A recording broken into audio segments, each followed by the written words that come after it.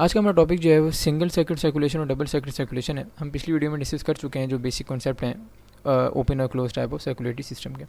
अब single circuit क्या है और डबल सर्किट सर्कुलेशन क्या है ये देखते हैं। देखिए, सिंगल सर्किट सर्कुलेशन जो है, जैसे हार्ट होता है फिश के अंदर, इसमें क्या होता है कि दो चैम्बर होते हैं। दो चैम्बर का मतलब क्या कि एट्रियम होगा और वेंट्रिकल होगा, और डीऑक्सीनेटेड ब्लड पूरी बॉडी से आएगा और इंटर हो जाएगा एट्रियम में। ठीक है, इंटर हो जाएगा एट्रियम में। उसके बाद थ्रू साइनस वेनोसिस ने लिखा है, एक समझें वेन है।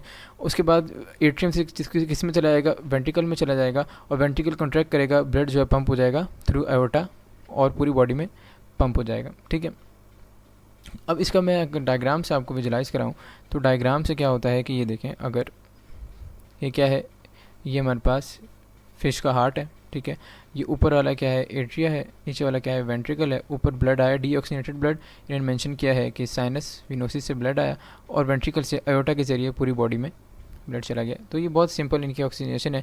तो इसको सिंगल सर्किट क्यों कह रहे हैं, क्योंकि इसको लंग्स में जाना नहीं पड़ रहा, एक ही बार आ रहा है और वापस जा रहा है। अच्छा, ठीक है। अब डबल सर्किट सर्कुलेशन क्या होती है? डबल सर्किट सर्कुलेशन ये होगी कि आपको अगर मैं डायग्राम दिखा सकूँ, ये डायग्राम देखिएगा। अगर हार्ट के हम डायग्राम ही देख लें एक बार, मैं डायग्राम आपको शो कर देता हूँ। यहाँ पर अटैच होगी डायग्राम, ये थोड़ी ब्लर है, ये डायग्राम देख लें, ये भी थोड़ी सी ब्लर है, बट डायग्राम क्लियर अटैच नहीं हो रही थी तो थोड़ी सी ब्लर है, काम चलाना पड़ेगा। मैं आपको बताता रहूँगा तो क्लियर हो जाएगा। अच्छा भाई, देखिए ब्लड जो है वो आता है हमारे पास। इसको पहले मैं एक सिंप्लीफाइड डायग्राम स्केच बनाऊँ ताकि और क्लियर हो। देखिए, अगर ये हमारे पास हार्ट है, अपना हार्ट कंसिडर करें तो उसके 4 चैम्बर होते हैं। ठीक है, एक होता है right atrium, right ventricle, left atrium और लेफ्ट वेंट्रिकल।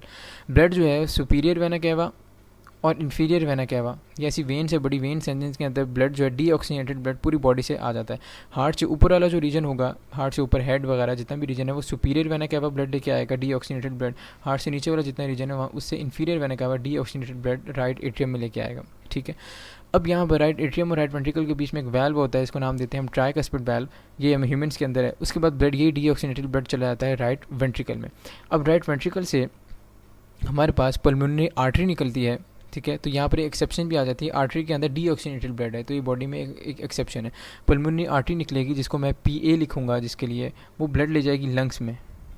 लंग्स में ये ब्लड में ऑक्सीजन ऐड होगी, इसको कहेंगे ऑक्सीजनेशन हो गई ब्लड की, और ब्लड लंग्स से दोबारा वापस आ जाएगा थ्रू पल्मोनरी वेन। अब वेन में ब्लड ऑक्सीजनेटेड ब्लड है तो ये भी एक एक्सेप्शन है, उल्टा हो रहा है हार्ट के अंदर।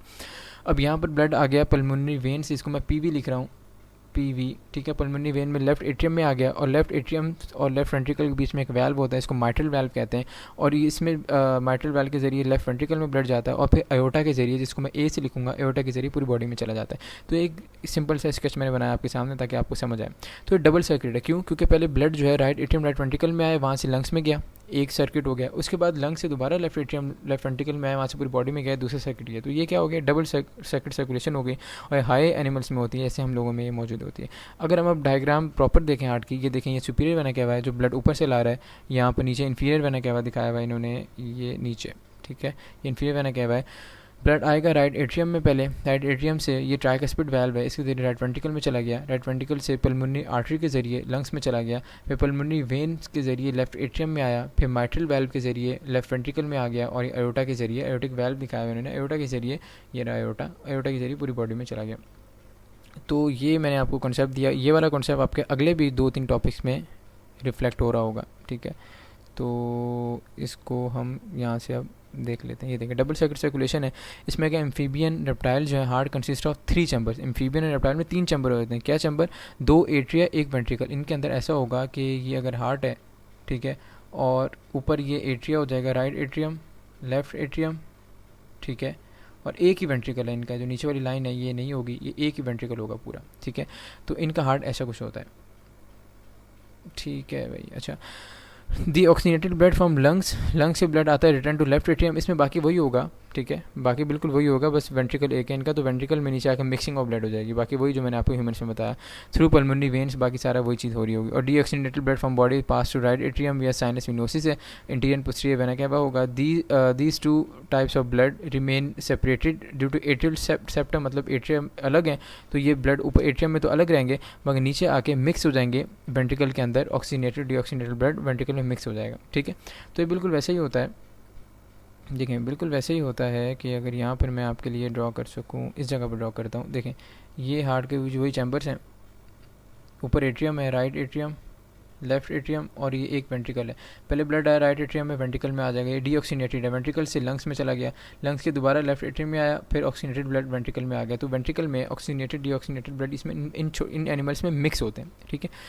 तो ये इनको हम नाम दे देते हैं इनकम्प्लीट डबल सर्कुलेशन। है तो डबल सर्कुलेशन मगर इनकम्प्लीट है, क्योंकि वेंट्रिकल एक ही है इनका। अच्छा, अगर हम कंप्लीट डबल सर्कुलेशन देखें जैसे हमारे अंदर है, उनमें क्या होता है, क्रोकोडाइल हो गए, बर्ड्स हो गए, मैमल हो गए, मैमल में हम लोग भी आ जाते हैं।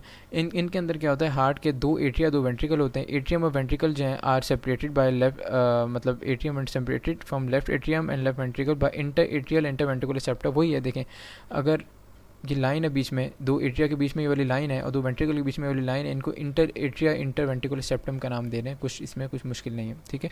उसके बाद right side receive deoxygenated blood, जैसे मैंने आपको बताया, left side oxygenated blood receive करेगा। Blood circulate through the heart twice, क्यों, क्योंकि एक बार लंग्स में जा रहा है, लंग्स से दोबारा वापस आ रहा है, तो दो बार होगा। As deoxygenated blood on the right side from me it is pump to the lungs for oxygenation, pulmonary circulation इसका नाम देंगे। Next time oxygenated blood on the left side distributed to all parts of the body, इसको systemic circulation नाम देंगे। तो lungs में जाने वाला पल्मोनरी सर्कुलेशन, क्योंकि पल्मोनरी का वर्ड हम लंग्स के लिए यूज़ करते हैं, और सिस्टमिक सर्कुलेशन भी बॉडी में आयोटा के जरिए जाने वाला, उसको हम सिस्टमिक सर्कुलेशन का नाम देते हैं। इसलिए ये जो है वो कंप्लीट डबल सर्किट है, नॉट इनकम्प्लीट। तो ये आपके पास कॉन्सेप्ट बड़ा क्लियर होना चाहिए, और ये बहुत आसान चीज़ है, कोई मुश्किल भी नहीं है। बाकी ये डायग्राम से आपको बताया वैसे इन्होंने कि जो मैंने आपको पूरा समझाया, ठीक है। यहाँ पर ये टॉपिक एंड होता है, अगली वीडियो में अगला टॉपिक डिस्कस करते हैं।